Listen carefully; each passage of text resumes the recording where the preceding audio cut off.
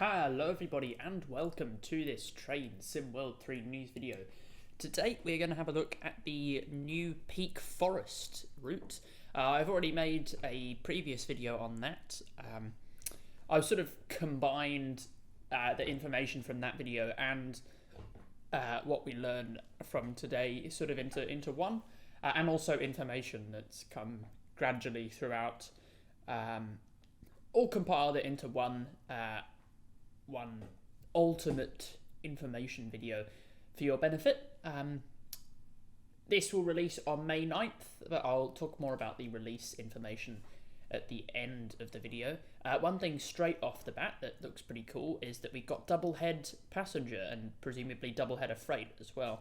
I mean, you can see here that there's two Jubilee class Locos pulling this service, so we'll jump straight in. So what is Peak Forest? It is a steam route. It's the second steam route for the game. It goes from Ambergate to Buxton and Chinley, which is sort of near Manchester, Liverpool, Crewe kind of area. It includes the LMS 8F and Jubilee 6P, which come from Spirit of Steam, but also the Fowler F4, which you can see in front of you now, and it has 17 stations. So this is the route map. So you can see there are the 17-ish stations.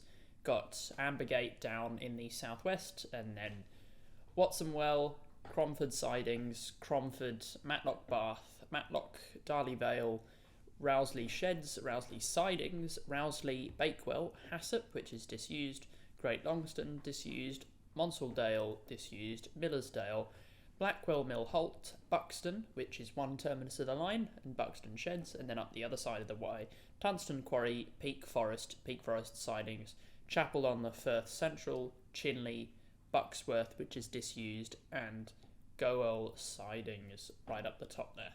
So it does extend a little bit further up than Chinley, and it does extend a little bit further south than Ambergate, but no further than Buxton on that western Y. So it's another Y kind of route, just going this correct direction if we're going to get any networks soon. The screenshot behind the route map looks okay, but it doesn't look spectacular. It doesn't look terrible. The trees look a bit meh in the snow. But anyway, we'll talk about the rolling stock now. This is the new piece of rolling stock, the Fowler 4F. It's an 060 steam loco, so no front axle and no rear axle. Maximum speed of 60 miles an hour, apparently. Tractive effort of 109 kilonewtons, constructed from 1924 to 1941. So, sort of mid-war locos. They operate both freight and passenger trains. You can see them here sort of shunting around in a yard somewhere. And 575 of them were constructed. I have to say the route building around this screenshot looks quite nice. But then again, these are going to be the best parts of the route that they're going to show off, aren't they? So now the two locos that are carried over from Spirit of Steam. We have the Stanier 8F, which of course is from Spirit of Steam, as I just said. It's got a 280 arrangement, maximum speed of 45 miles per hour, attractive effort of 144 kilonewtons, constructed from 1935 to 1946. They operate freight trains, hence the F, and 852 of them were constructed, which is a heck of a lot. And in terms of the background of this slide, we can see, very nice buffer stop model there.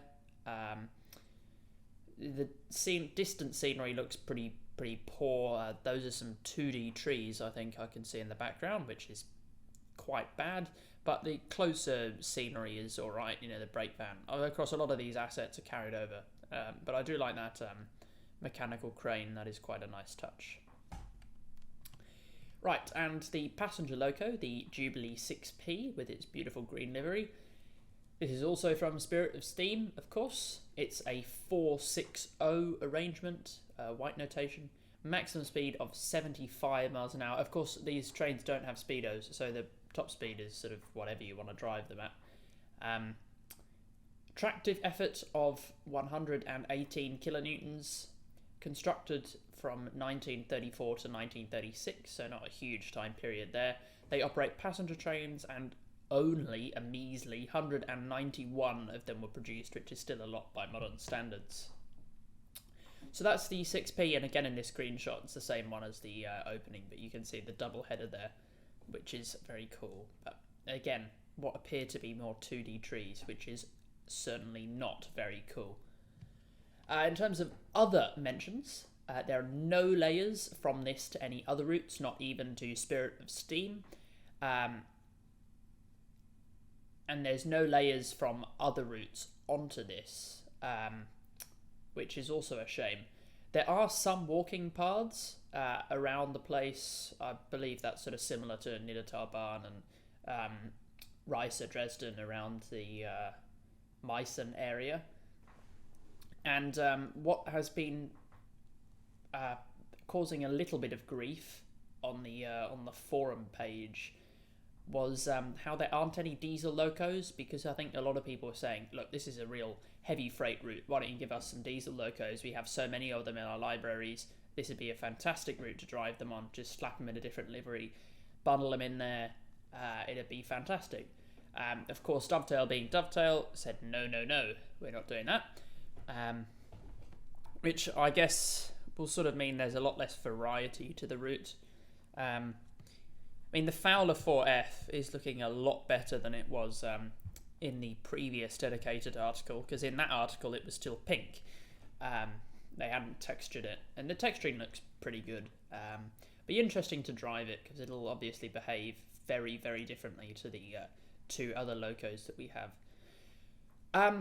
But other general comments, it's going to be a very steep route to drive on, which will be challenging with freight trains. And going back to the diesel loco thing, if you really, really want to put a diesel loco in, if you're on any platform, you could do like one-off runs in the scenario planner.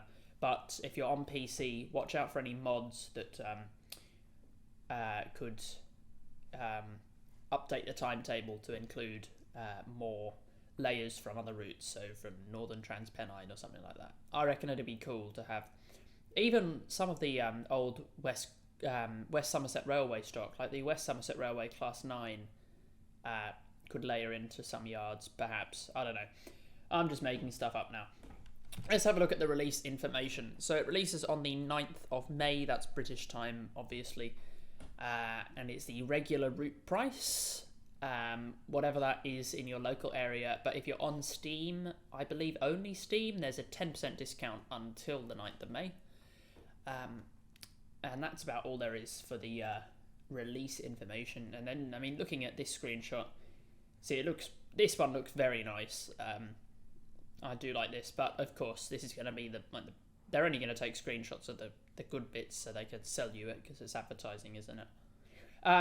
If you want any further reading, I suggest you have a dig around the forums, because there's always some very educated opinions there from people who know so much more about the route and Dovetail's practices and everything else than me. And also go and read all the articles for yourself if you want. I will put links in the description as ever.